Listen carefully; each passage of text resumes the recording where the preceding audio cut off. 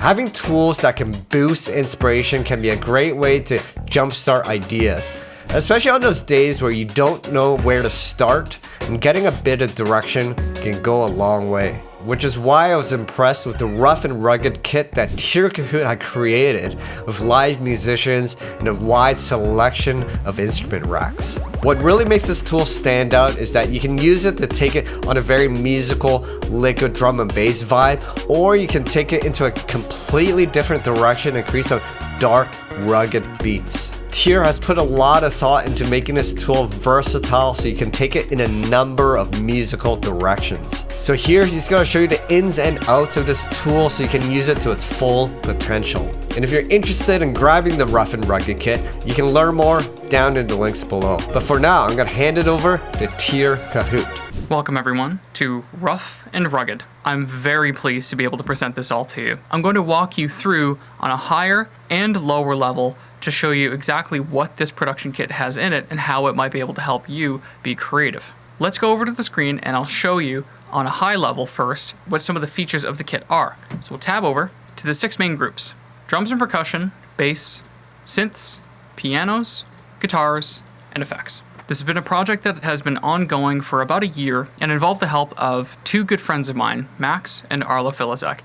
They have an amazing studio called Summerland Studio, and on top of this, they are also very good musicians. We met about 2 years ago, and Max had come to me looking for some help building a studio, what microphones to use, what studio gear, what outboard gear, that kind of thing to choose for it. Over the months that we got to know each other better, Stranger had approached me asking if I wanted to make a production kit or a sample pack. I, of course, agreed. I knew that I would want to make something beyond the scope of just a few synth patches and a few breaks that were processed in a certain way. I really wanted to make something that was a fully fleshed out, complete production environment. And I knew I had some of the skills to make it happen, but I didn't have the sounds to make it happen. As I thought about it more, I thought, okay, well, if I wanted to make something that I would be excited to use, I knew it would have to have original breaks, original instruments, lots of synth patches, lots of processing options, and be fairly easy to use. I went back to Max specifically and asked him, hey, I know you're a musician and now you've got all this gear. Would you be interested in helping me work on a sample pack? Now, at the time, I thought, well,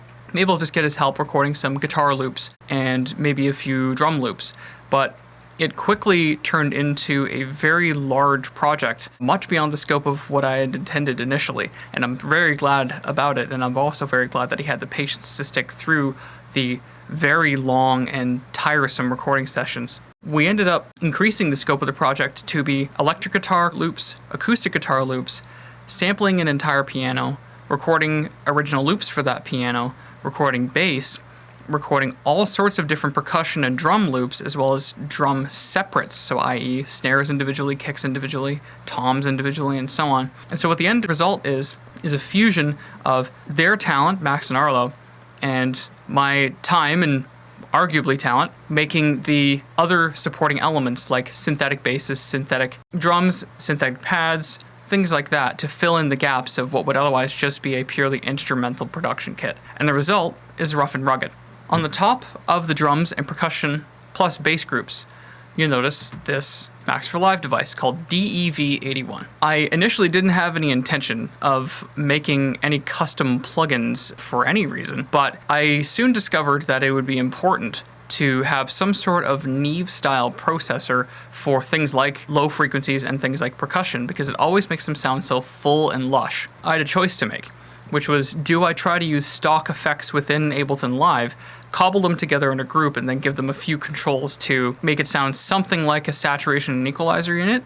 Or option B, do I just go all out and learn how to use Max for Live and make a custom processor that basically does exactly what I want it to do? And it's pretty clear what option I chose. And this is sort of a theme in the project itself. This processor ended up taking about 2 months to design. I really liked the color of this Vintech X81. And I thought, wouldn't it be cool to have this emulated in software? I ran various test tones and sine sweeps through this unit, changing various settings like the frequencies and gain, input gain, Q settings, high pass, output gain, and just the overall frequency response of the unit itself with no effects enabled by turning the EQ off to measure exactly how it behaved across different settings. What I found is that almost none of the labels on this unit actually correspond to what the unit claims that it's doing.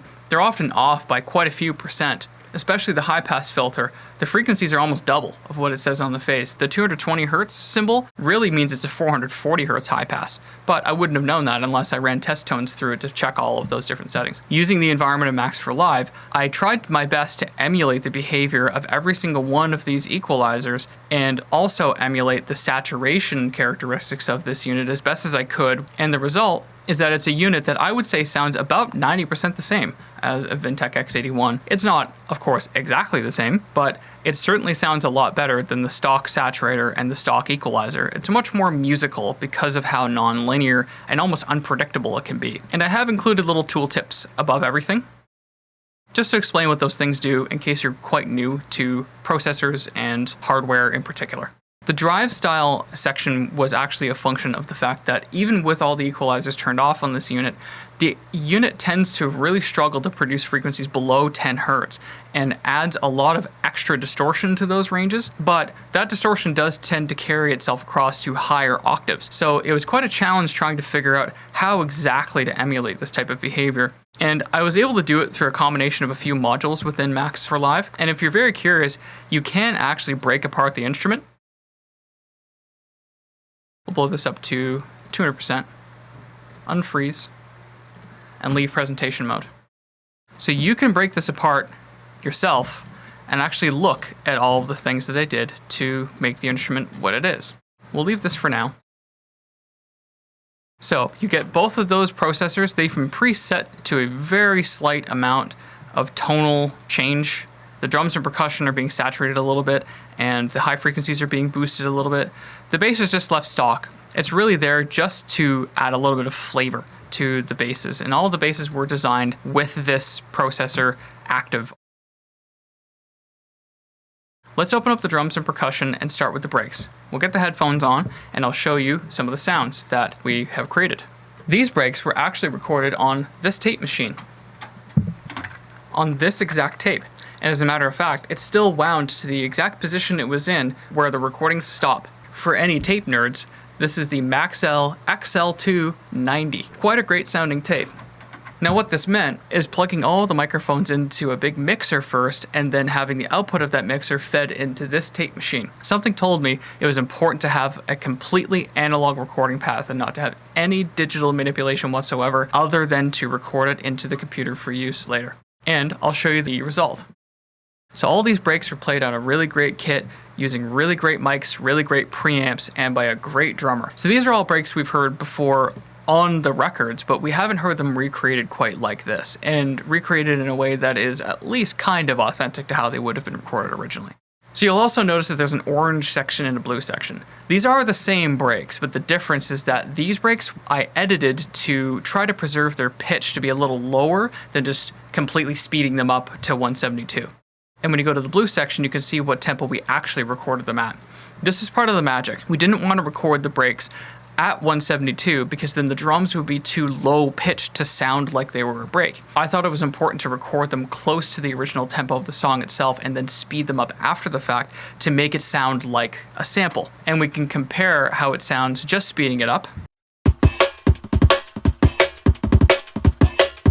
versus editing them.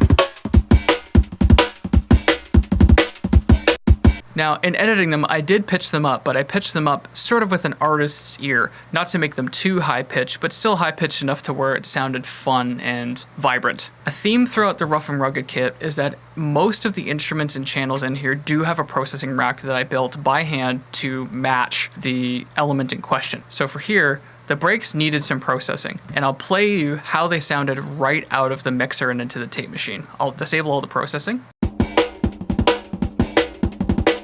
We'll turn it back on. Here made a pretty big difference. You'll find that raw drum recordings or raw recordings in general tend to sound quite mid-rangey and rather lifeless. We're going for a very realistic sound, but then once we're using it in a production environment, we want to really make the sound huge, and that's where a lot of that hugeness comes from. It's quite difficult to make it sound finished right out of the microphones. So we'll try some of the controls in here and see what they sound like. I won't narrate too much of this because I want you to be able to hear what's going on. First, we'll start with bass boost. Try snare sustain. snare had quite a bit of ring on it, so I wanted you to be able to take that away if you didn't like it. Check out the transient balance. Basically acts like a gate. Try the compressor. Makes the top more firm, or really dry. The bass sensor just changes where the bass boost is happening. The bass decay we can make really wild. If you sort of wanted to turn the bass drum into a bass instrument all on its own. Old school compression. Make it sound more analog. And a mono center. If you're on headphones, you'll be able to hear better what is going on here.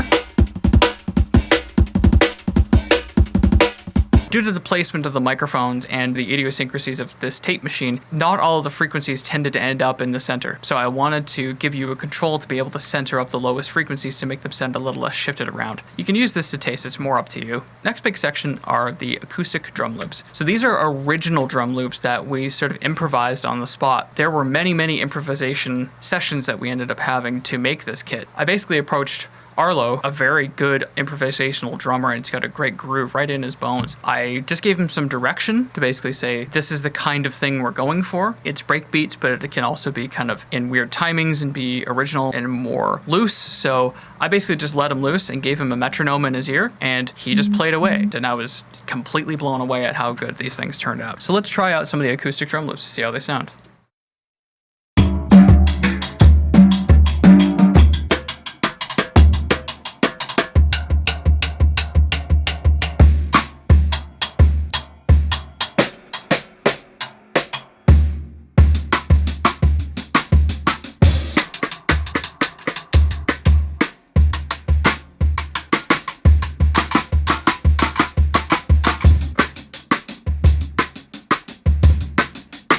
And there's lots of loops here, around 65 in total, and the individual elements have processors on them. The kick in particular, I found it was really important to have detailed processing for, and I found a way to repitch the kick without having to necessarily open up the click and repitch it yourself. So if it suits the track better, you can tune the kick up or down along with a bunch of other things. And we'll give it a try so you can see what it sounds like.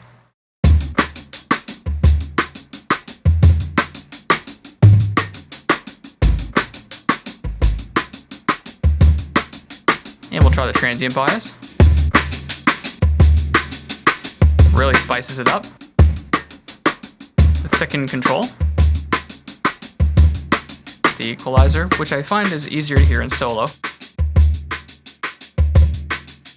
it just spices it up a little bit. We have a low pass filter. A compressor, some input gain, and a punish control, which just makes it more crunchy. Or more dry.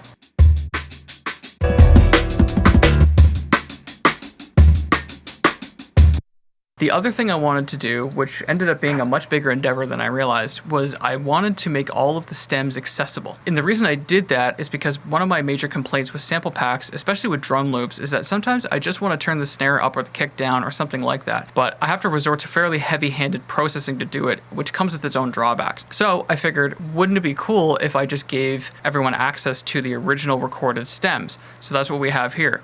It was a lot more work to make it this way, especially considering that I now have to quantize 5 channels at once as opposed to 1, which has its own challenges when you're editing, believe me. But I feel like this ended up making the kit a lot more flexible, and I'm a lot more happy with how it turned out as a result. And we can solo some of the elements so you can see what they sound like. So that's the kick, as we've already looked at. The overhead. Room. Snare bottom. Snare top. So you may choose to take these individual layers and layer them into your song. You may not even need all the rest of the stems because you might want more of just the snare in your track or just the kick or some combination in between and use it as a layer rather than as a foreground element. Be creative. That's why I put these stems in here. I wanted to help inspire you to do new things with your music. The next group are acoustic kick loops. This is from the same kit, but we just did the kick drum. And here's a few samples of that.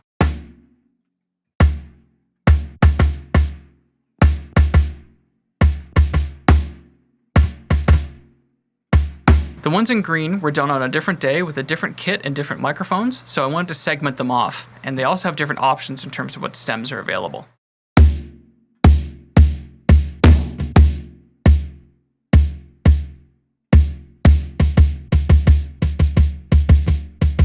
And like with the other kicks, you have very similar controls available to you. You can retune, change the transient, thicken, equalize, low pass, etc. And they do sound very different depending on which stem you solo, despite it just being a single part of the drum kit.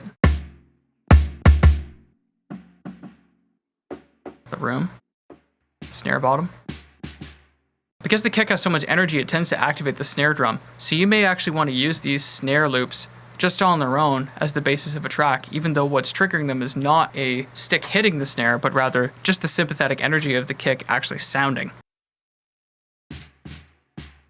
The other thing is that you can mix together different stems, so you don't even necessarily have to play everything in the right order. If we were to go to the acoustic drum loops and just play random parts of different recordings together, you can make very interesting and often chaotic sounds. So we'll try just playing this, but then a different overhead, and then a different room, a different snare bottom, and a different snare top.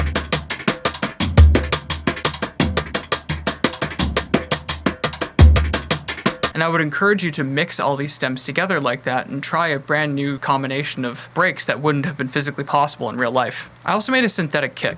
This is just made with Operator. What I tried to do is give you as many controls as possible because it is synthetically generated, because you might not want that type of sound for your record depending on what you're doing. So we'll just try a two-step pattern for now. So you have usual controls like decay and the pitch. Really low or super high, almost like a tom. You can change various characteristics of the sound, the volume of certain aspects of it, the attack, almost turning it into an 808, push, which is kind of the mid-range emphasis of it, and the room style, which changes the environment that it's in.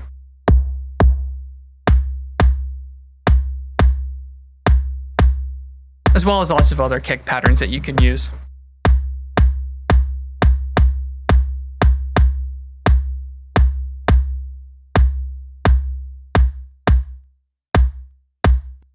Next is a synthetic snare, or sort of. It's constituted of several different snare drum recordings all mixed together in 4 separate layers, along with synthetic elements if you so choose. Basically, it's 3 layers deep.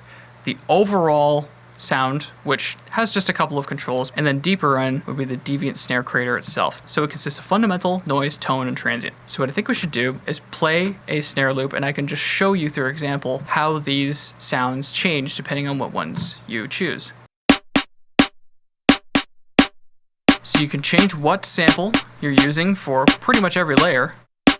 So we can change it to something else. We can change how velocity sensitive it is, make everything the same. We can also change the high or low pass frequency, the pitch, attack, how high the initial volume is, release, and the amount of sustained volume, if we want a more wrung out type of sound.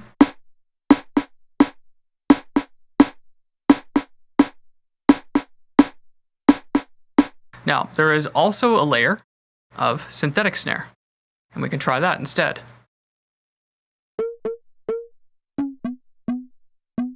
Now, this won't do anything because this is a synthetic thing. This is only going to affect the sampled layer, but all the rest of the controls work.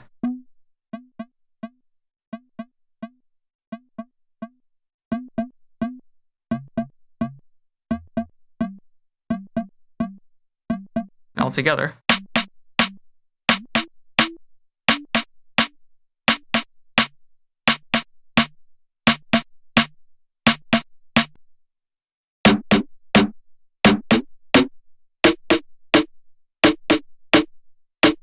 You can make very abstract sounding snares using this type of technique.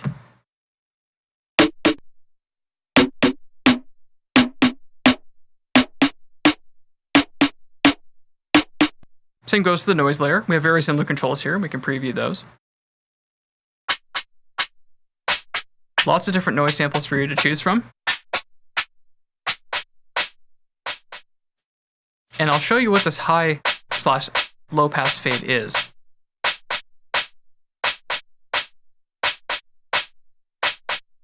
So over here, you can change whether or not this is a low pass or high pass filter, along with the resonance.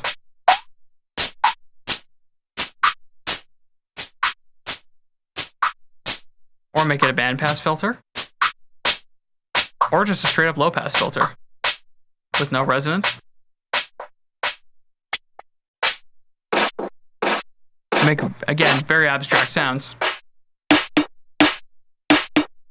It's all about flexibility with this. Snares take forever to make, whether or not you're sampling them from other sources, or in this case, making them from preset sort of Rompler style samplers, or sampling them yourself on real snare drums, whatever you're choosing to do. But I wanted to make it at least somewhat more accessible and exciting to make and craft your own snare drum using samples that I've already gone through, processed, and done up to the best of my ability and organized for you. And one thing I should mention about the noise is that you have an offset control, so you can purposefully add more delay to just this sound to make it sound like the room is bigger.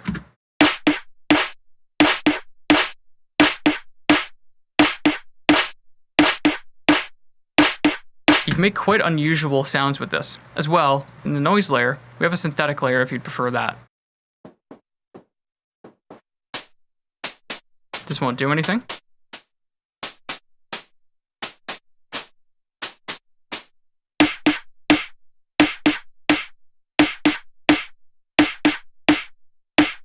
And it can be quite interesting to add or remove these layers too.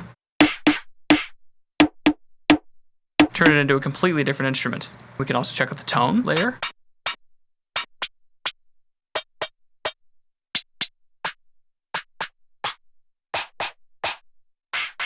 We have the same controls.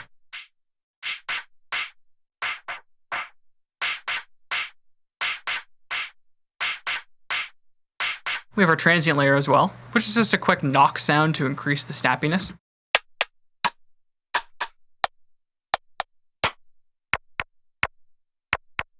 And the same control scheme applies.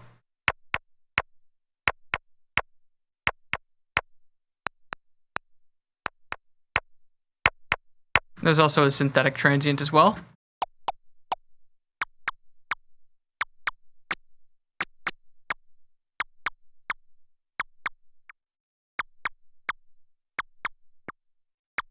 This is a fairly small detail in the snare, but you'll tend to find that you need some sort of transient emphasis to make sure that it sounds as big as possible. So we'll switch back to a sampled one for now.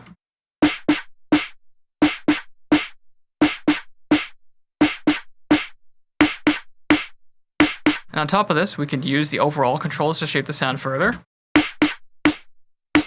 Make it sound less or more full. Purposefully exaggerate the transient volume. Add or remove punch. A little more or less bottom end. Change the stereo width. And do mid-range compression. These two go hand in hand, so definitely experiment with them. The next module is the kit snare. So this was played acoustically, and this went back to the improvisational playstyle. So I gave Arlo a drum break, and then he played the snare over top of it, and then we came up with all sorts of different variations on how you could play a snare on a breakbeat. And in total, we came up with around 150 of them. So I feel like there should be some sort of liftoff point in there. Let's play a few.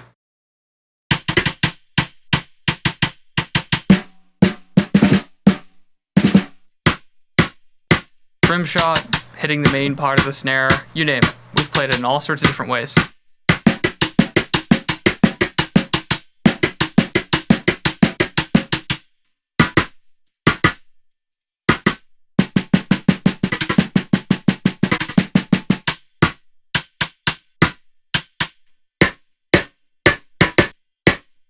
And I've color-coded them to try to make the playstyles clear. So well as a little bit of brush stuff.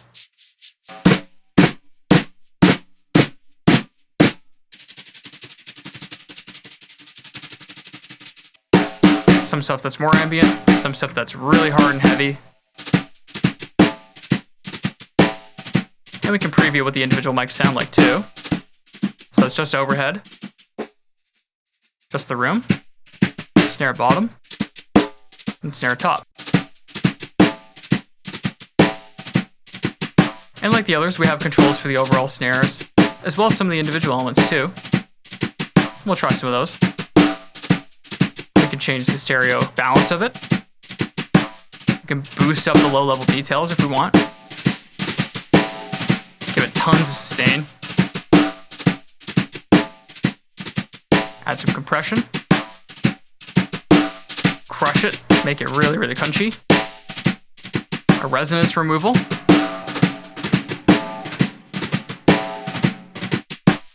Make it sound super gated.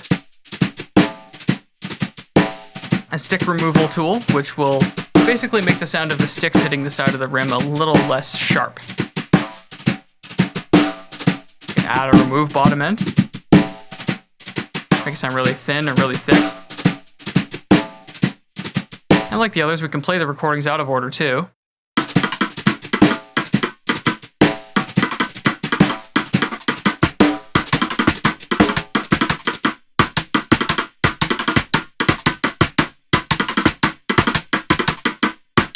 And then make totally new rhythms out of one singular snare recording. So let's keep going. We have the snare shuffles, which go in between snare hits.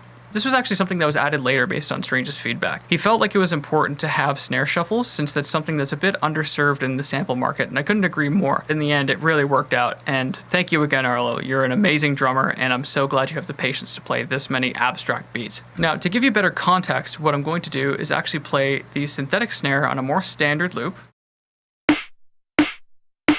just to give you a sense of grounding, and then I'm going to play the snare shuffles around it so you can hear what the purpose of these shuffles is.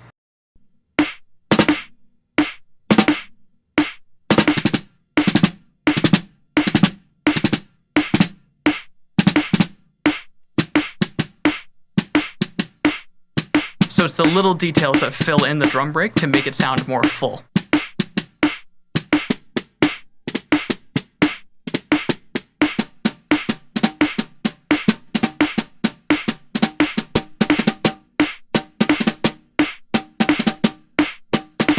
And you still have some control over these, even though they're not a main feature, simply because it's important to be able to be creative, no matter how small or big the detail is in the song. And we'll try out some of the controls.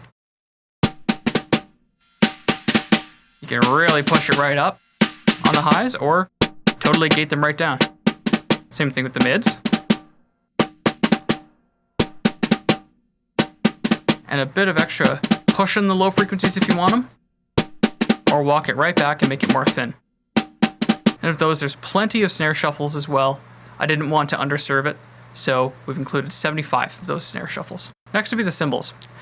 They were done on two completely different sessions with, again, different cymbals, mics, and in a different room. So they needed different processing for each, and I felt that it would make more sense to separate them off into two banks as opposed to mixing them all together. So we'll try out some loops from cymbals A.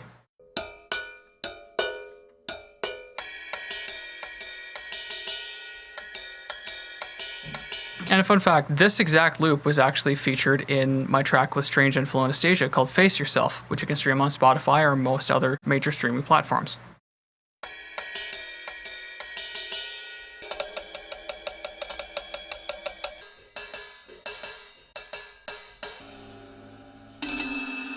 Some more abstract sounding loops that are kind of more mysterious and fun.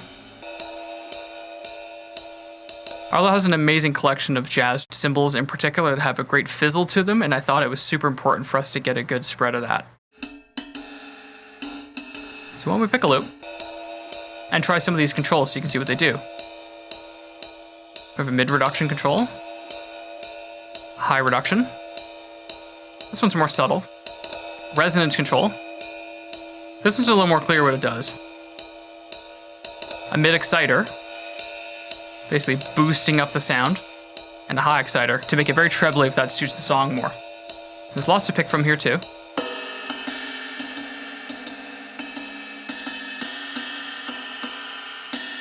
And maybe you just wanted the room mic because you want a very, very distant sounding mono cymbal. And that's what all the loops we've picked so far sound like in tandem. And we'll come back to that. We'll make a little sketch quickly so you can kind of see what a creative process could look like within Ruff and Rugged. And we'll solo the second group of recordings.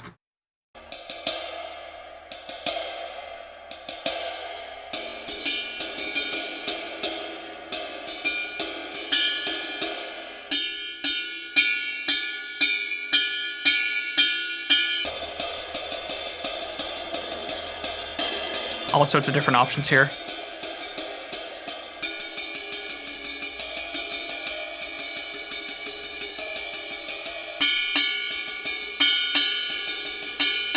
And this one I went really crazy with. We ended up doing a total of 157 cymbal loops for the second session. We could not do a little bit of jazz. He is a jazz drummer after all. There's a few little Easter eggs here. These are Russian words.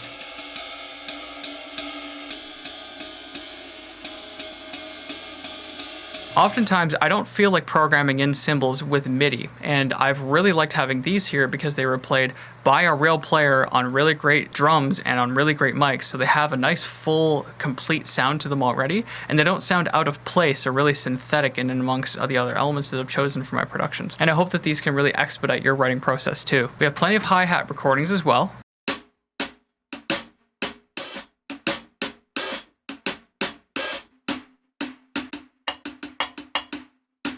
With all sorts of different play styles. I had him play the bell, the end of it, somewhere in between. I really got him to improvise with it.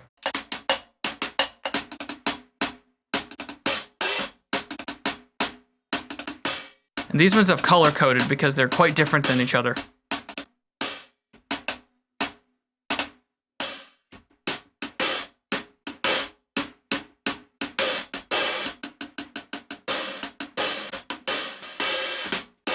And we'll try some of the controls as well.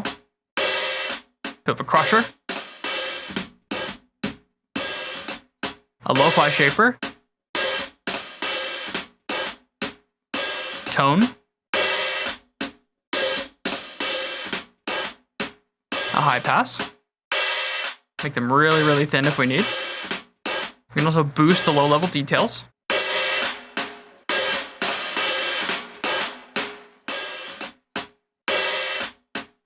Fast compressor to tame some of those transients. A tail remover. This will be easier to hear on headphones. And then totally dry. This low-level reverb is just basically to get rid of gaps in the sound. Since all of these were quantized by hand, not with hitting Control U and quantize, I mean going in there and moving those waveforms around, it left gaps in the audio occasionally. So what I did is I used a reverb plugin to basically fill in those tiny little gaps, and then you can choose how much of that smoothing you want to apply. It can be more easily heard if we turn the level details up really high.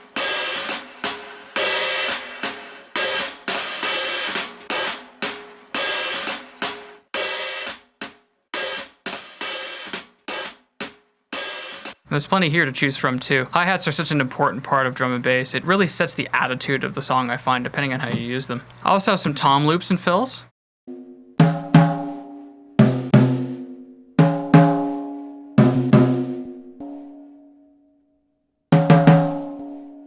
We didn't go too crazy with this because realistically, in this genre of music, toms aren't going to be the main focus of the music, but they're a big part of drum kits, so why not capture them? And so the next major section we have is percussion, and there's lots of different kinds of percussion in here. These ones are all actually played by Max. I felt like Arlo had put in his time playing all these drum loops. This sidechain control is specifically to sidechain the percussion against the kick and the snare. At least in my mixes and in my productions, I tend to do this type of thing where I want the percussion to be much quieter whenever the kick and snare are sounding to not make too much mud. So I've made a processor like that for you, and then you can just control how it's affecting the mix, or if you don't want it to do anything at all, then you can just turn the thresholds all the way up and it won't. So we've got bongo,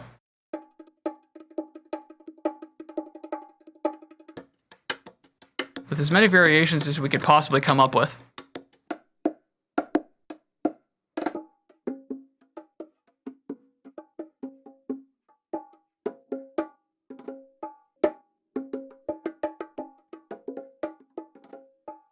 And these are now mixing together the two layers.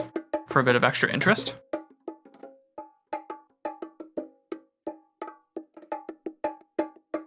Kind of makes it sound like it's two bongos, but one's distant and one's close.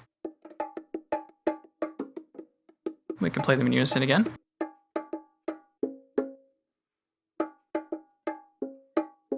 Bongos are a great detail instrument for productions of cajon.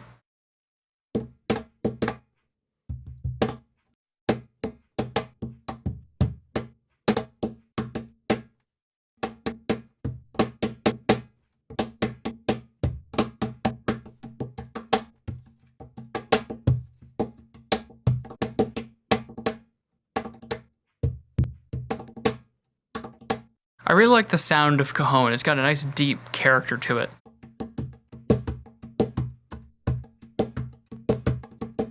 We have castanet.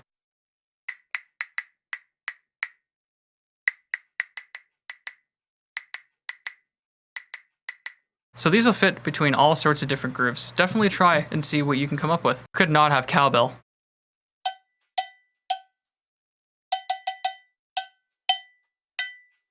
Got ones that pan left and right. All the percussion was actually recorded with Gefell UMT-70S microphones. I'm really happy with how those sound on drums. I've never heard something quite as 3D and as smooth as those.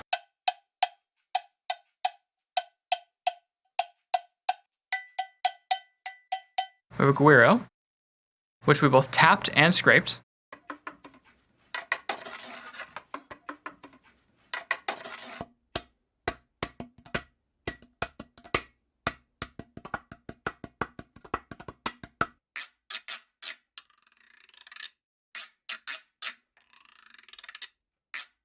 And you could probably use this for all sorts of sound design purposes, not even specifically to write a beat with. Some classic shaker sounds. Quad and dual just means that he was either holding two shakers in each hand or one shaker in each hand.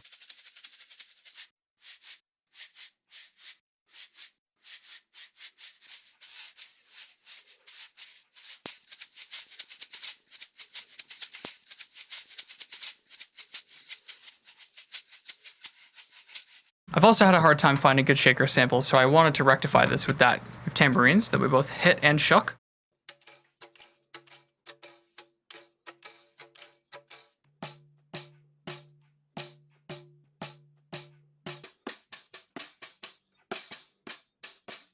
Both on triplet and sort of more straight grooves.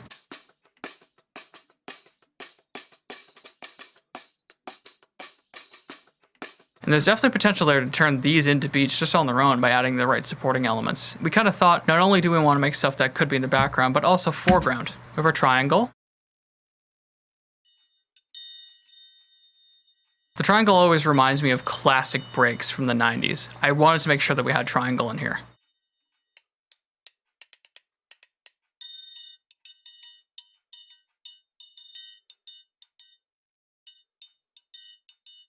So by all means, please make me songs that sound like Adam F. Circles. I'm all about it. We have our wood block.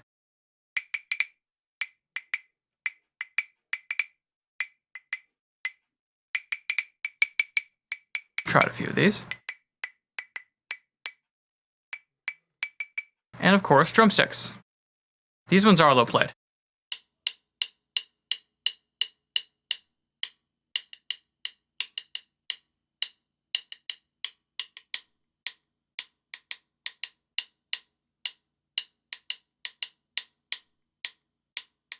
Hopefully you'll find that there's enough variation in there to really craft your own unique type of beat using some of the techniques that I've shown here and some ones that you'll come up with yourself. I'm very excited to hear what you guys make with this. So, just for fun, why don't we go ahead and try and make a quick little beat out of the elements that are in the percussion area. So maybe we'll start with the synthetic kick, just on the regular two-step pattern.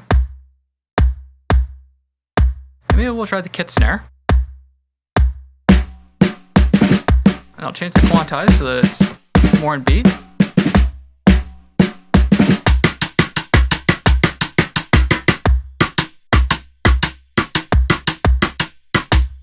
It's kind of fun.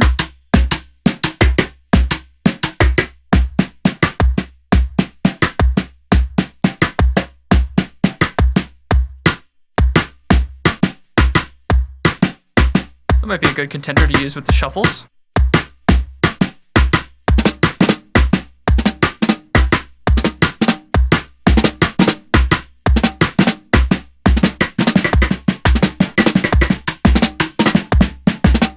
Pause these for now.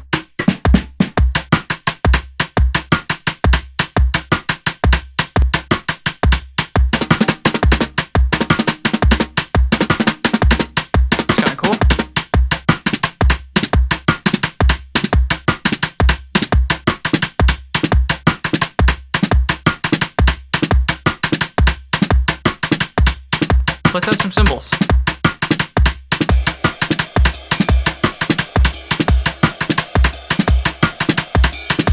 Maybe we'll swap out the snare.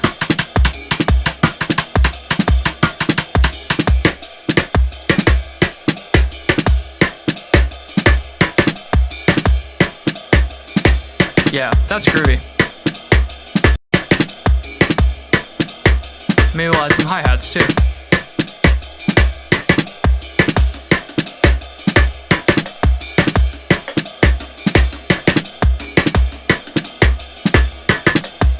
I like that. Maybe we'll add a little bit of bongos.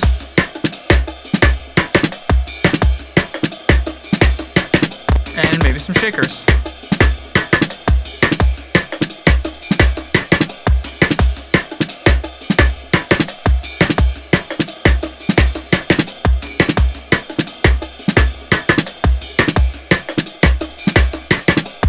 So go crazy, be creative, and just have fun. So the next thing we'll look at is the bass. Max played a great block of electric bass loops here, and I'm really excited to show them to you. What I'll do is I'll have the break in the background to show you the kind of funk and groove that they have. So I'll stop all, try break 6, maybe break 2. Yeah, break 1. And we'll turn this down just a little bit so you can hear them better. Let's give it a try.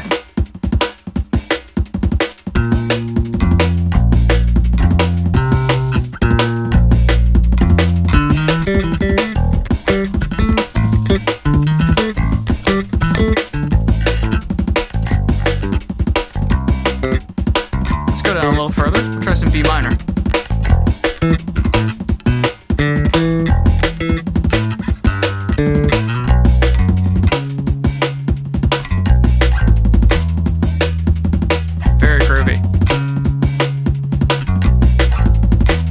Trust me, when I was in the studio listening to him play this stuff in real time, my jaw was practically on the floor. He's such a good player. Gotta play some harmonics in D major. Try some E.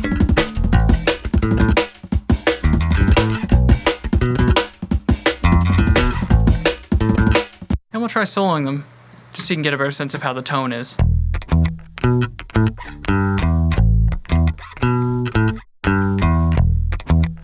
Now, due to the nature of how electric bass is recorded, you will notice some high fuzz on these. So if you're finding that there's a bit too much, you can turn down the compressor control.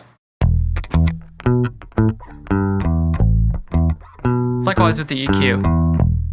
You can make it sound more flat if you want, and add some fuzz even.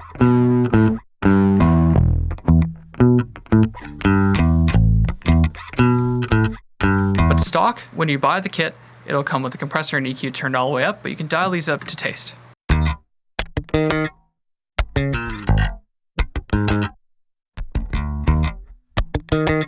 I'm really excited to hear what you guys come up with these bass loops. I'm really happy with how these turned out. Great job, Max. Next, we'll look at the synth basses. These are basses that I made over the course of many weeks of just coming home after work and sitting down and deciding, all right, I'm gonna make a bass patch today. And then over many weeks, I came up with all these. So we'll try a few and see what we can make happen. Maybe we'll try this one on bark bass.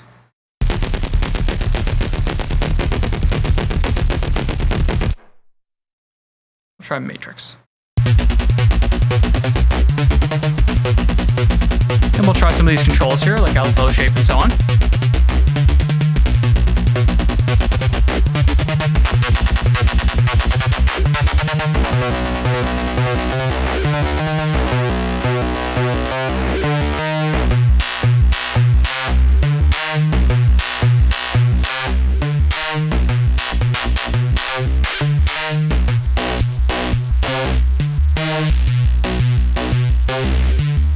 And there's all sorts of different patterns I've come up with here as a starting point. Let me try this A minor bubbler.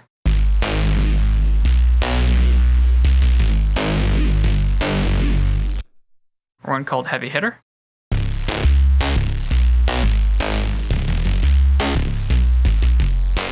Let's try it on a different patch called Bushman Bite.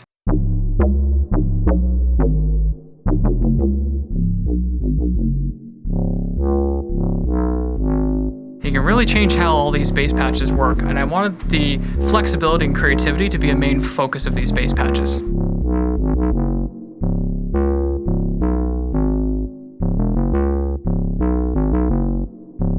I'm just kind of messing around with the controls so you guys can see what they do.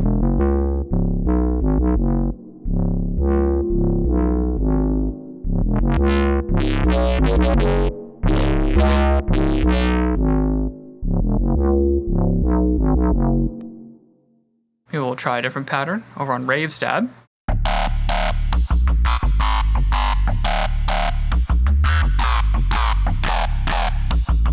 And some of them have very unusual controls on them to make them sound kind of atonal.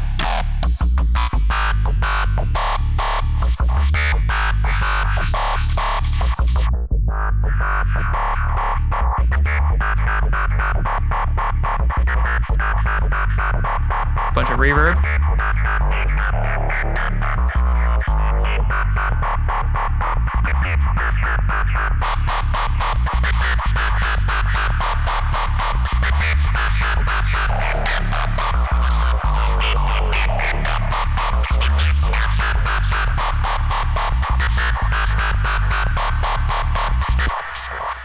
Maybe we'll try the Perez wobble, inspired by Alex Perez, of course. We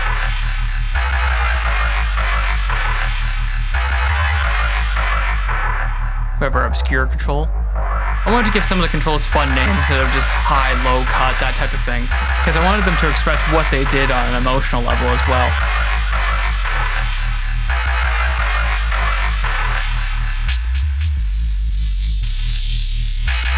Adjust the noise center.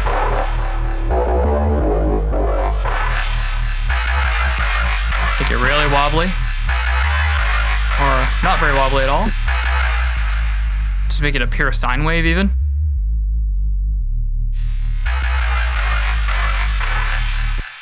Let's try another one. Try Beefeater over on BSE Stab.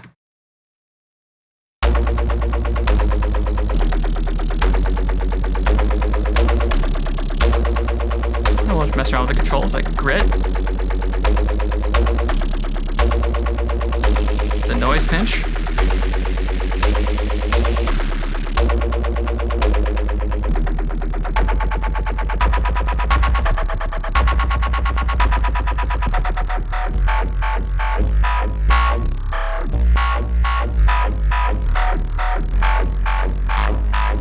Add a little clipping with the punish control. And of course, I had to have a Reese in here. And this is a sampled Reese. And this is actually the same Reese that I use also in Face Yourself.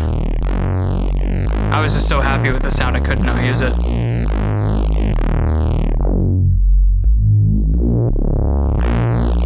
Add a little 3D.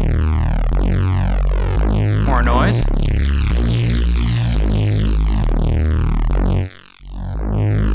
Add a little phase type of filtering in there. Very fun.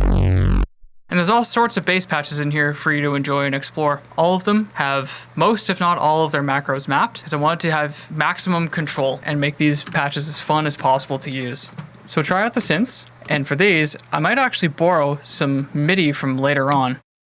Yeah, we'll try Posey from the piano area, which I'll cover soon, on the thick saw.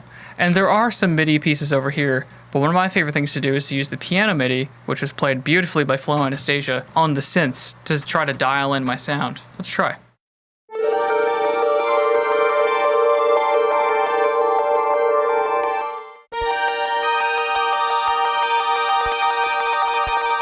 And I'll mess around with some of the controls again, just so you can see what they do.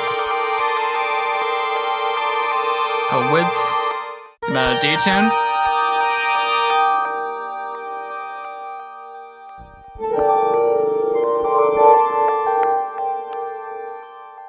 We'll try our butter saw. Maybe we'll try another MIDI loop as well. Let's try Delightful Afternoon. That sounds good. Try it on kalimba.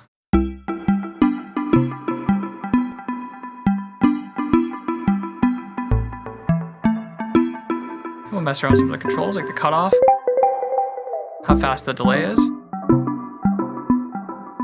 And because of the way that delays work, if you speed and slow them up, they're going to increase in pitch.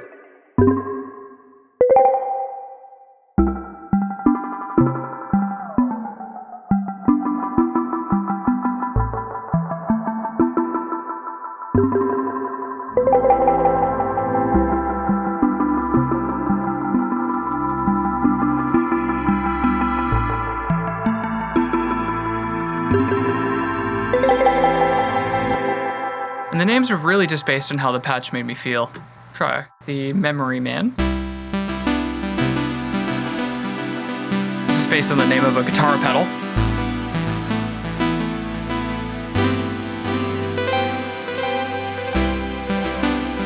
Try adjusting the cutoff and feedback and stuff.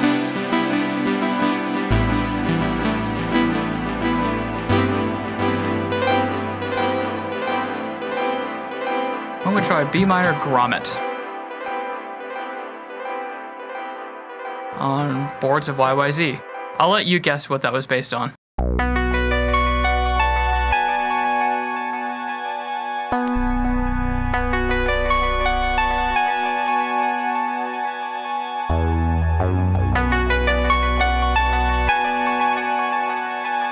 Try adjusting the tone.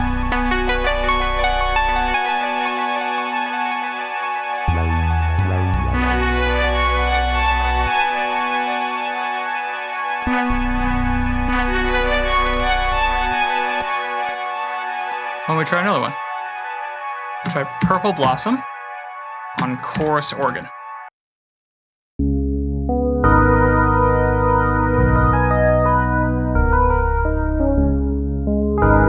And we have lots of controls here too, like chorus speed. Pedal drive. You can brighten the patch up.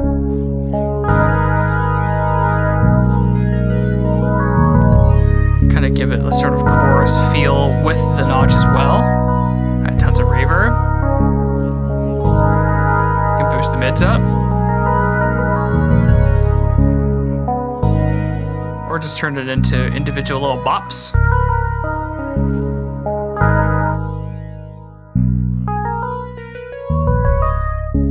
It's a pretty flexible patch. I kind of wanted it to sound kind of like the organ sound on a Nord. So let's check out the pianos. It started with these. We have the acoustic piano recordings. So Max is quite a good keyboard player, even though he's a guitar player by trade. He trained himself on how to play piano. It's quite impressive. We started out recording these because he had recently gotten this piano, and we were really excited to try out not only what microphones might sound best on it, but the piano itself. It's just a gorgeous instrument. And so in doing, we came up with all sorts of ideas, and then we thought to ourselves, well, if we're already recording this piano, why don't we sample it? So piano sampling is something I had never done, but I had theorized about. And the approach that we took is that he played every note on the piano 4 times over at different volume levels. I then went in very meticulously, separated out all of those recordings, put them into a sampler, layered 4 samplers on top of each other, and then mapped their velocity to each sampler so that depending on how hard you played the keyboard, the notes would play out of the respective samplers for the different velocities. And I'll show you what I mean. There is a forte, mezzo piano, piano, and resonance layer. The resonance is just the string resonance between each other. It does nothing technically musical. Essentially, these are the 4 banks of recordings that exist, and you can only get access to them by playing at a certain velocity. And to blend between those 2 layers, I had a filter very exactly meet at the frequency response of one recording to the next, so that it was harder to hear the difference between the layers jumping back and forth. The result, I feel like, is actually quite convincing. It sounds very close to the original acoustic piano recordings that we did, and in some respects exceeds them. Because it's in MIDI, you can just change it to whatever you want. And I'm happy to say, if you're a piano player, this is piano player approved. I've had a number of good keyboardists play the DEV Key C189, and they've all said that the velocity, the feel, and the tone of the piano is exactly what they would have hoped for. So I was very happy to hear that from some good piano players, and I hope that you guys feel the same too. So I'll play you each. So where we started from was playing these ourselves, and I'm quite happy with them. They're very inspiring loops. And some of them have creative edits in them, like reverses, little reverb bits baked in, that kind of thing. I wanted them to be as inspiring as possible. And some of them have variations as well.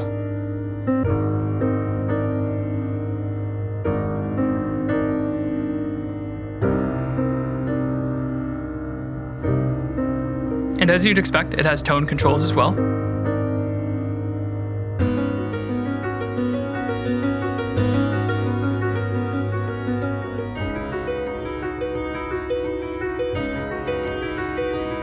We'll try A minor rise to power.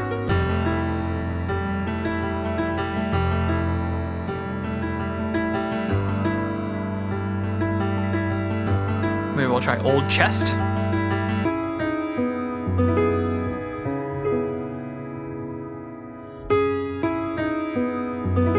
What was in my mind was a lot of really inspirational liquid tunes, and I wanted it to be easy to come up with some sort of liftoff point to make fun and exciting liquid tunes. Because I'm certainly not the best keyboardist in the world, so for me, having these preset piano liftoff points was incredibly useful. So it was basically trying to address a problem that I had that hopefully someone else out there had too.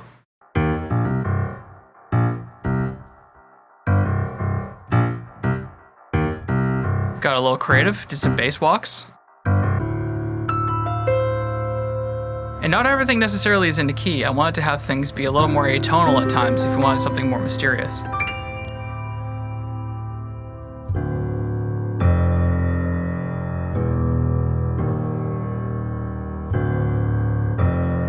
And we can go down a little further. Maybe we'll try E flat, ledger.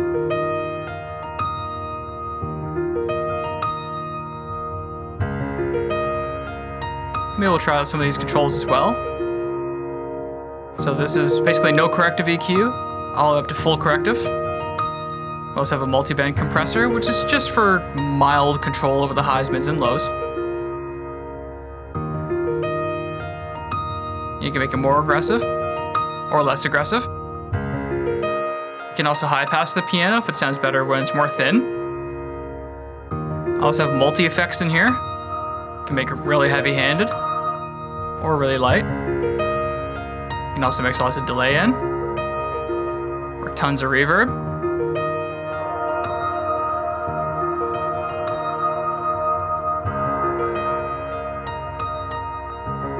So you can kind of make it sound more ethereal or make it darker if you want.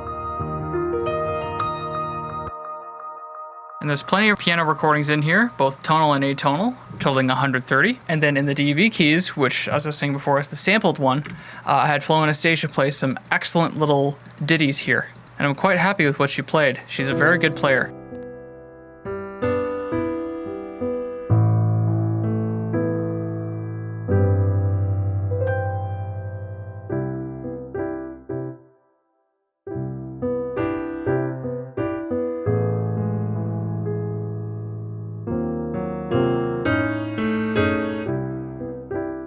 I can't tell you how many hours I spent mapping the velocity for each layer, trying to get it to sound exactly right. It was a very big undertaking to get piano samples to cooperate with each other, especially considering the variability of the instrument and trying to make it still playable and not overly processed sounding. And I'm very happy for the experience. I've learned so much throughout doing this whole project, especially on the piano sampling end of things. This was something that I was probably working on for about 4 months on and off, just coming back to it, refining the layers, refining the way that the recording sounded, taking out little noises and isotope, that kind of thing, to where we arrived at now. So it definitely gave me a lot of respect for amazing sounding digital pianos as well, because the work that goes into that is just incredible.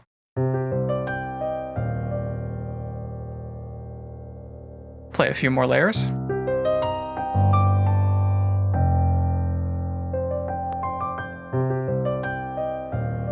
And we can also adjust some of the controls here too, see what it sounds like with no EQ. And this is more what it sounded like when we recorded it. You can add some compression if you want.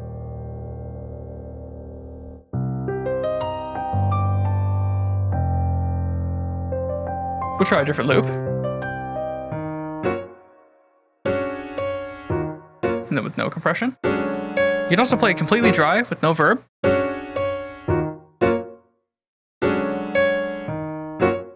These controls affect how the piano plays. The damping speed is how quickly the notes fall off when you let them go.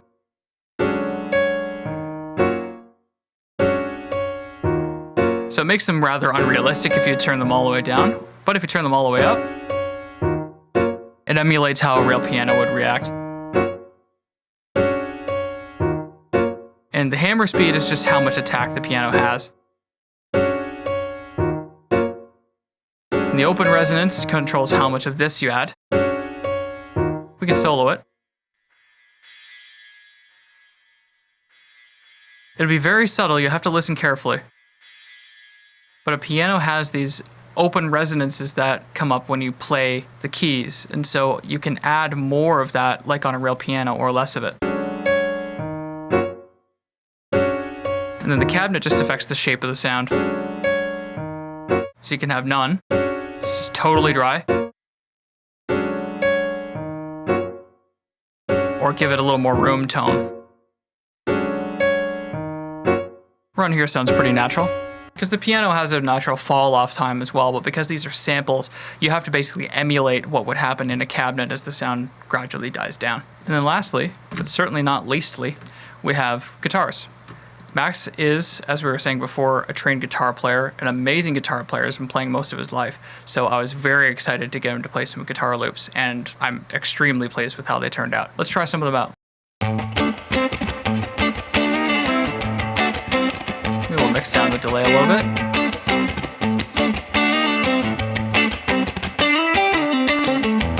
Try A minor superfly.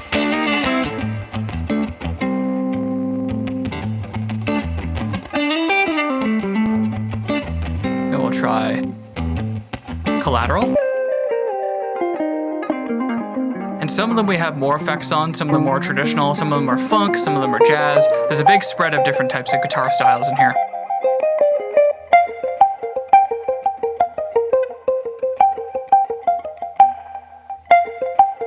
We'll try Straw House.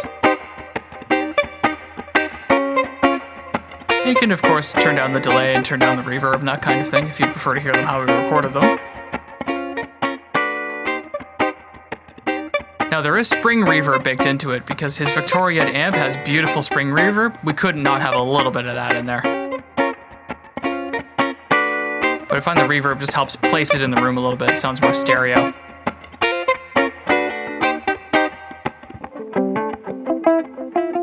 Some of the names try to describe to you what kind of vibe they feel.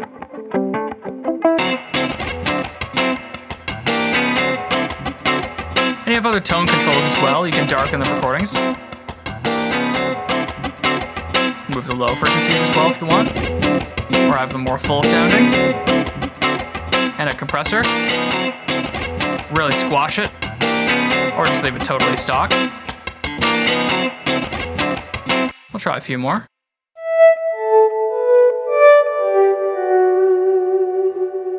That one we hooked up some delay pedals for and really went to town. And some more kind of jazzy, low to the earth type of stuff.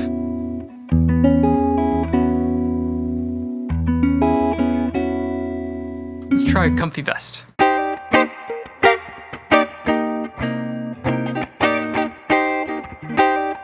And of course we have a few that are keyless, that are just meant to be more kind of an effect.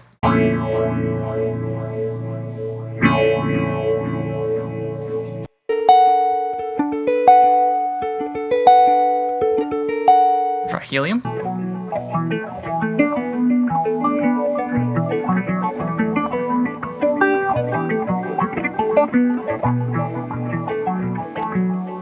Try Swirling. This one's best with delay. And we couldn't not do acoustic guitar. His acoustic guitar sounds amazing, and we got lots of fun, funky grooves in here as well. This one kind of reminds me of listening to the History Channel.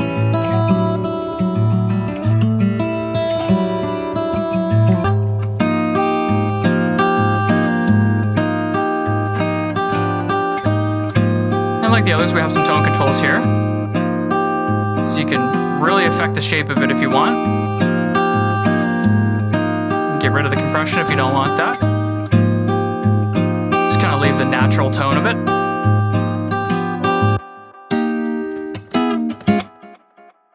We can also get rid of the delay if we don't want that either. So this is basically just as they were recorded with a little bit of EQ now. Try gooseneck.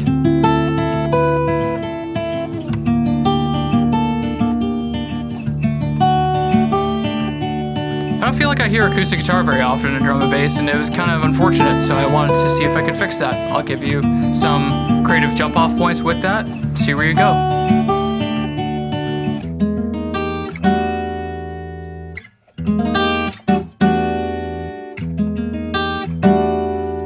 Try a few more.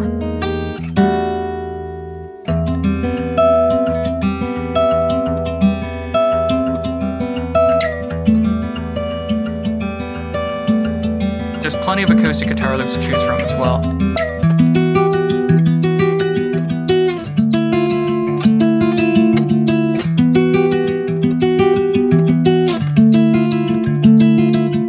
And finally we have effects, and we'll try some of them out. All of them are fully configurable. You can change all sorts of parameters about them.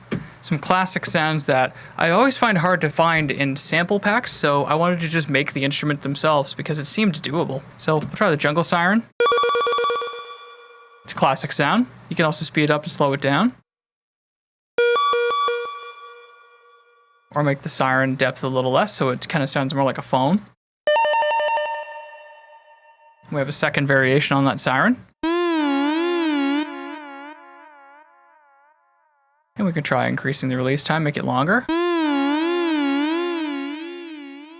we can change the tone of the siren a lot too. You can make it really fast. We have a whoop sound.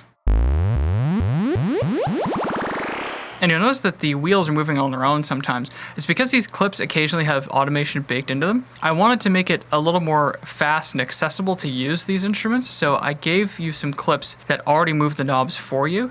But by all means, make your own variations on these. These were just really to demonstrate what the instrument could do if you set them up with some automation. A hall kick, because we all need that kind of sound every once in a while.